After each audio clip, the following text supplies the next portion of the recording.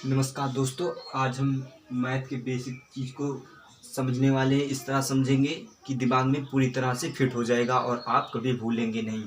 इसी प्रकार मैं हर सब्जेक्ट की वीडियो बनाता रहूँगा। अगर आप मेरे यूट्यूब चैनल को अभी तक सब्सक्राइब नहीं किया है तो पहले आप मेरे यूट्यूब चैनल को सब्सक्राइब कर लीजिए और मेरी वीडियो को आप शुरू से लेकर अंत तक देखेंगे। ठीक इस तरह समझेंगे इसको ना कि दिमाग में पूरी तरह से फिट हो जाएगा और पूरी तरह समझ में भी आ जाएगा क्या प्राकृतिक संख्या क्या होती है, पूर्ण संख्या क्या होती है और पूर्णांक संख्या क्या होती है। इसको हम समझने वाले हैं।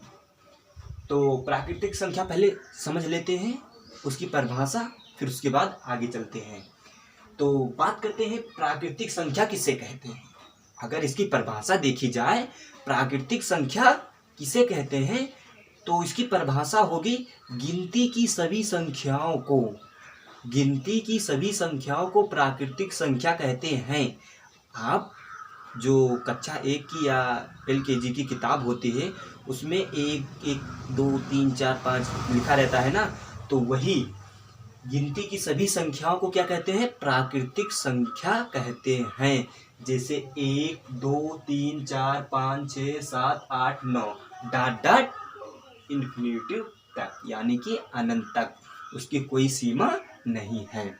इतना समझ गए। अब बात करते हैं पूर्ण संख्या की। 0 से लेकर, यानी कि 0 से लेकर गिनती को, यानी कि उसमें गिनती भी जुड़ी रहेगी और 0 से भी लेंगे, यानी कि 0 से लेकर गिनती की सभी संख्याओं को क्या कहेंगे, पूर्ण संख्या कहेंगे। अगर पूछा जाए 0 कैसी संख्या है तो आप बता देना 0 एक पूर्ण संख्या है। इतना समझ गए। जैसे 0, 1, 2, 3, 4, 5, 6, 7, 7, 8, 8, 9, 9 डॉट डॉट इन्फिनिटिव, यानी कि अनंत तक। इतना समझ गए। अब बात करते हैं पूर्णांक संख्या की। तो पूर्णांक संख्या क्या होती है ना, कि पूर्णांक संख्या यानी कि जो पूर्ण संख्या हो। परिभाषा देखी जाए, जो पूर्ण संख्या हो सो क्या कहते हैं, जो पूर्णांक हो उसका पूर्ण संख्या, पूर्ण संख्या हो उसे पूर्णांक संख्या कहते हैं। जैसे 0, 1, 2, 3, 4, इधर से देखो, इतना देखो आप, 0, 1, 2, 3, 4, ठीक। तो इसको क्या बोलते हैं। अब जो पूर्णांक है वो तीन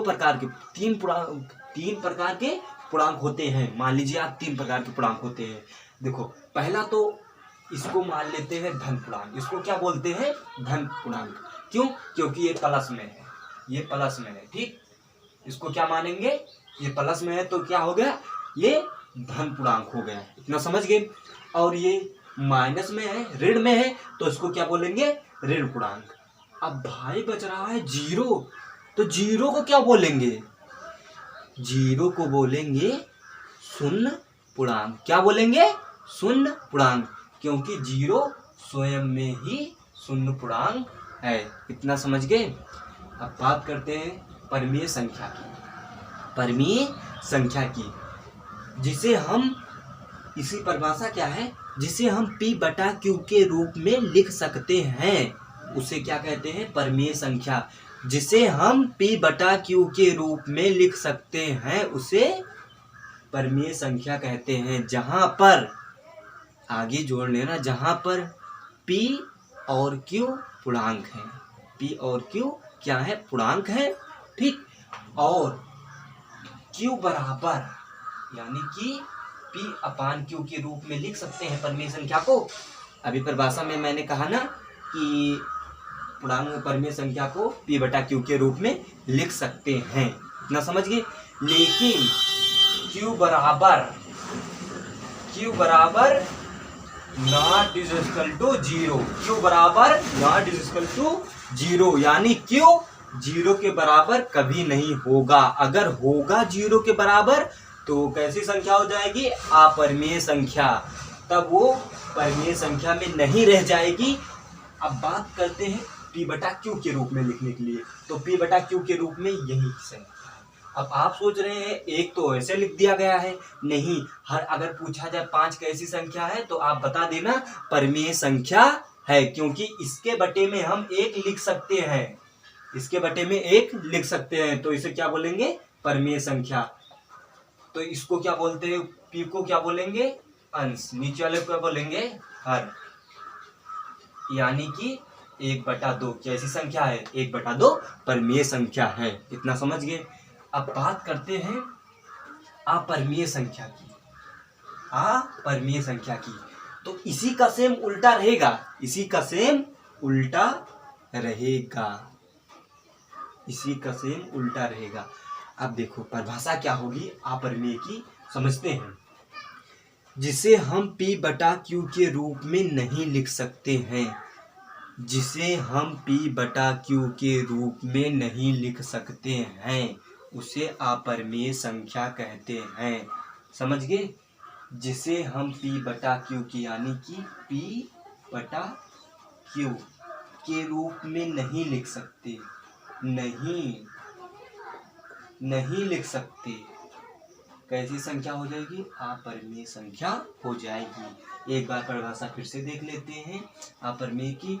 जिसे हम p/q के रूप में, जिसे हम p/q के रूप में नहीं लिख सकते हैं, उसे अपरिमेय संख्या कहते हैं। जैसे एग्जाम्पल ये रहा। अभी अगर हम इसके 1 जोड़ देते हैं ना, तो इसका कोई मान होगा तो ये दशमलव में हो जाएगा, तो इसे हम नहीं लिख सकते हैं। अब आप यहाँ पर जो √2 लिखा है, √3, तो आप सोच रहे होंगे कि √4 क्यों नहीं लिखे, √4 क्यों नहीं लिखे। √4 इसलिए नहीं लिखे क्योंकि √4 का मान कितना होता है, 2, और इसके नीचे 1 लिख सकते हैं, तो ये किस में चला गया, परिमेय संख्या में चला गया। ठीक, इतना समझ गए। अब बात करते हैं जो पाई है। आपने पाई सुना होगा, पाई, ये वाली पाई, ये वाली पाई नहीं, ये वाली, ये सब, ये वाली पाई, मैथ की, गणित की, ये वाली पाई इस तरह रहती है। अगर पूछा जाए पाई कैसी संख्या है, अगर आपसे पूछा जाए या कोई पूछ ले पाई कैसी संख्या है, तो आप बता देना पाई अपरिमेय संख्या है। पाई कैसी संख्या है, अपरिमेय संख्या है। अगर वहीं पर पाई का मान कितना होता है, 22/7, पाई का मान कितना होता है, 22/7। अगर ये नहीं दिया रहता है, ये अगर पूछ ले 22/7 कैसी संख्या है, तो आप बता देना परिमेय संख्या है। अगर पाई पूछेगा तो अपरिमेय बताना, अगर 22/7 पूछे तो उसे परिमेय संख्या बता देना। तो मेरी वीडियो आपको पसंद आई होगी और समझ में भी आया होगा। तो मेरे वीडियो को देखने के लिए थैंक यू। अगली वीडियो नेक्स्ट डे।